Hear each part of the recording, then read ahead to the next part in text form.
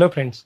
आज हम जिस विषय पे बात करना चाहते हैं वो है कि अगर कोई व्यक्ति है जो हार्ट अटैक से पीड़ित हुआ है या कार्डियक अरेस्ट हुआ है उसको, तो ऐसी सिचुएशन में नॉर्मली ये देखा गया है कि लोगों में पैनिक हो जाता है, पैनिक सिचुएशन क्रिएट हो जाती है और क्या किया जाए, क्या नहीं किया जाए, इसके बारे में हम थोड़ी-सी जानकारी देना चाहेंगे।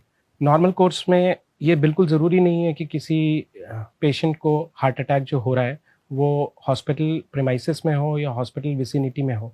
ऐसा हो सकता है कि ये बाज़ार में हो, मॉल्स में हो, जिम्नेशियम्स में हो या किसी भी और ऐसी जगह पे हो जहाँ पे हॉस्पिटल ट्रेन्ड मेडिकल स्टाफ आस-पास अवेलेबल ना हो।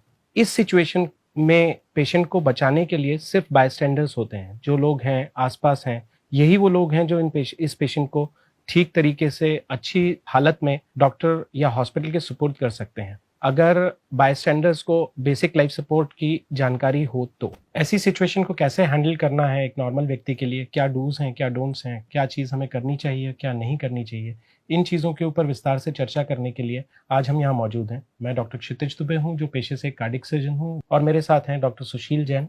ऐसी सिचुएशन में सबसे ज़्यादा ज़रूरी है कि हम बहुत जल्दी पेशेंट को आइडेंटिफ़ाई करें कि इस पेशेंट को कार्डियोपल्मोनरी रिससिटेशन या सीपीआर की आवश्यकता है। ये इसलिए ज़रूरी है क्योंकि हर बीतता हुआ मिनट 10% चांस रिड्यूस करता है पेशेंट के सर्वाइवल के लिए। हमें तुरंत आइडेंटिफ़ाई करना है 10 सेकंड के अंदर कि इस मरीज को रिससिटेशन की ज़रूरत है। सबसे पहले हमें एक निमोनिक है जिसको ध्यान रखना है, ये है DRCAB, डॉक्टर कैब। अगर हम इस निमोनिक को ध्यान रखते हैं तो किस सीक्वेंस में हमें आगे काम करना है वो हमारे लिए बड़ा आसान हो जाएगा। D stands for danger. Danger मतलब ये है कि विक्टिम जहां गिरा हुआ है वो सिचुएशन से हमें एक सेफ सिचुएशन पे आना है, जिस जगह पे पेशेंट भी सेफ हो और आप जो बायस्टैंडर हैं, जो ये रिससिटेशन देने वाले हैं, ये भी सेफ रहें। सेफ्टी का मतलब ये है कि अगर मरीज बीच सड़क में है तो हम उसे उठाकर साइड में ले जाएंगे जहां ट्रैफिक ना हो, या अगर उसे इलेक्ट्रिक करंट लगा है तो हम सबसे पहले इलेक्ट्रिक करंट बंद करेंगे, उसके बाद मरीज को छुएंगे। हमें हर सिचुएशन में अपनी और मरीज की सेफ्टी का ध्यान रखना है क्योंकि हम ही हैं जो मरीज को बचा सकते हैं, इसलिए हमारी सेफ्टी उतनी ही जरूरी है। इसके बाद हम आते हैं response. R stands for response. हमें सबसे पहले मरीज को रिस्पॉन्स दे रहा है कि नहीं ये देखना है। उसके लिए हमें ये करना है कि मरीज को जोर से टैप करके बोलेंगे, भाई साहब ठीक है आप, भाई साहब क्या हो गया है आपको, सर ये ठीक नहीं लग रहा है, एम्बुलेंस को कॉल करिए।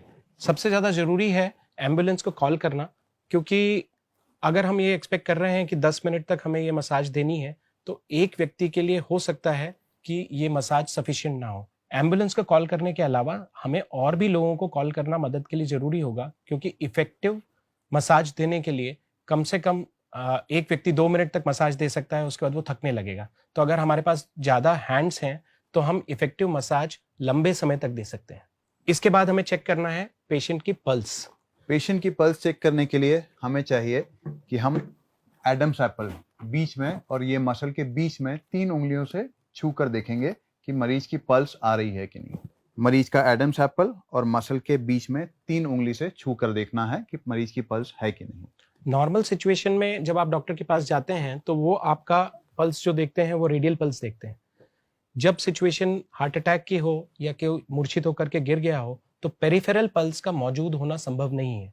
इसलिए इस दौरान हमें सेंट्रल पल्स के लिए देखना जरूरी है, क्योंकि ये हार्ट के सबसे पास की आर्टरी होती है। अगर इसमें मरीज में ये कैरोटिड पल्स नहीं मिल रही है तो हमें देखना है कि मरीज सांस ले रहा है कि नहीं। ये देखने के लिए हमें 3 चीजें देखनी है, लुक, लिसन एंड फील। हमें देखना है कि मरीज की छाती ऊपर नीचे हो रही है कि नहीं, साथ ही मरीज की नाक से निकली हुई सांस हमें फील करनी है और सुननी है। अगर ये तीनों चीजें नहीं है, मरीज अनरिस्पॉन्सिव है, मरीज की पल्स नहीं है और मरीज को सांस नहीं आ रही है, तब हमें तुरंत रिससिटेशन चालू करना है, तुरंत। इस दौरान एक चीज जो ध्यान रखने की है वो सबसे ज्यादा जरूरी ये है कि इस दौरान नॉर्मली जब पैनिक सिचुएशन होती है तो हम लोग मरीज को उठा के बिठाने का प्रयत्न करते हैं या हम पानी देने का प्रयत्न करते हैं। ये इस सिचुएशन में बिल्कुल नहीं करना है। जो इकलौती चीज मरीज की जान बचाने वाली है वो है रिससिटेशन। तो ये समझने की कोशिश करते हैं कि रिससिटेशन कैसे देना है और इसकी सही टेक्निक क्या है।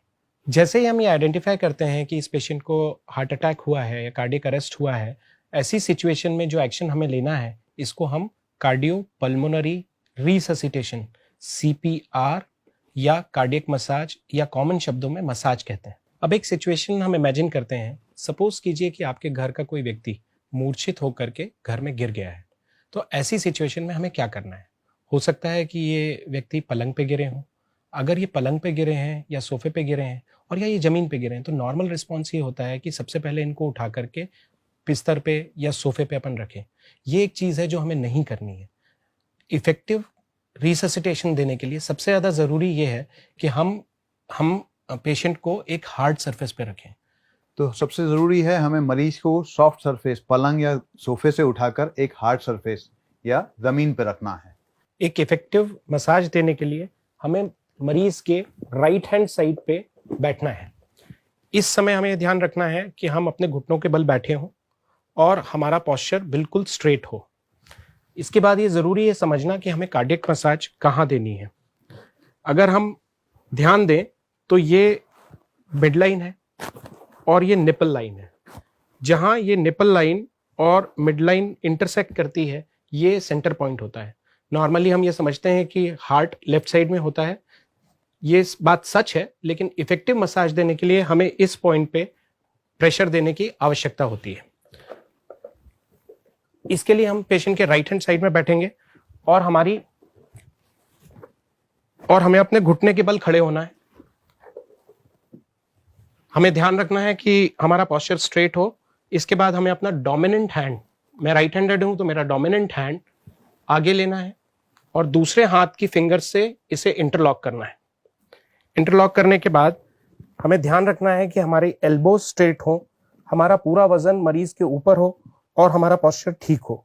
इसके बाद हम कंप्रेशन स्टार्ट करेंगे।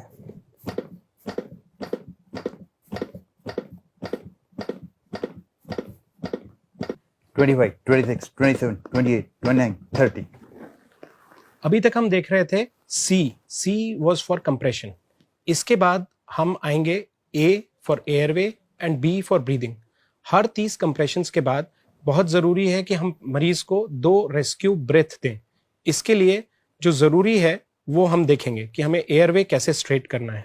ठोड़ी को ऊपर उठाना है ताकि इसका सिर पीछे हो जाए। ये करने से जो हवा का रास्ता है वो खुल जाता है और हवा फेफड़ों में जाती है। यह करने के बाद हमें सिर्फ 2 बार मरीज को सांस देनी है और साथ ही में ये देखना है कि हम जो सांस दे रहे हैं वो इफेक्टिव है कि नहीं।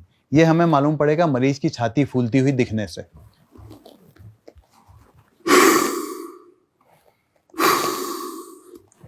आपने देखा होगा कि मैंने जब सांस दी तब मरीज की छाती अच्छे से फूली।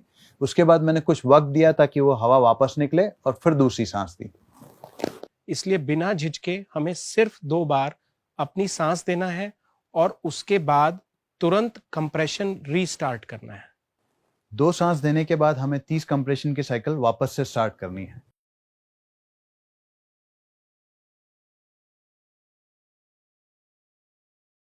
तीस कंप्रेशन और 2 ब्रेथ, इनकी 4 साइकिल्स कंप्लीट होने के बाद लगभग 2 मिनट व्यतीत हो चुके होंगे।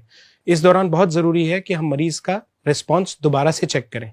इस रिस्पॉन्स को चेक करने में हमें 10 सेकंड से ज्यादा का टाइम नहीं लेना है। भाई साहब ठीक हैं आप?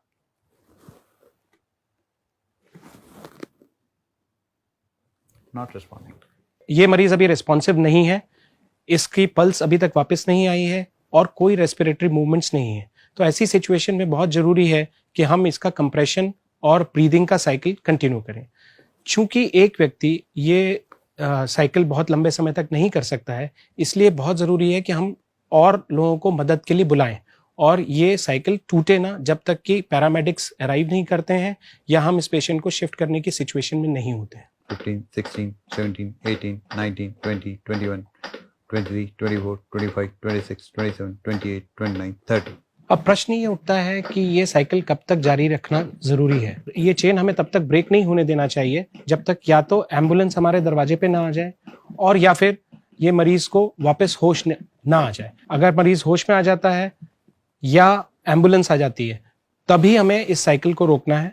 वो इसलिए ज़रूरी है क्योंकि एम्बुलेंस में हार्ट बेड या स्ट्रेचर होता है और इस स्ट्रेचर पे हम ये CPR कंटिन्यू करते हुए पेशेंट को हॉस्पिटल तक सेफली पहुंचा सकते हैं।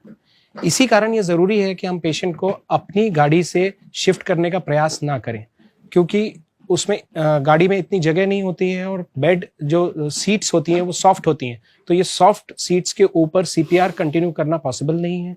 इसलिए बेहतर ये होगा कि हम एम्बुलेंस के आने तक ये साइकिल ब्रेक ना होने दें और सीपीआर कंटिन्यू करें।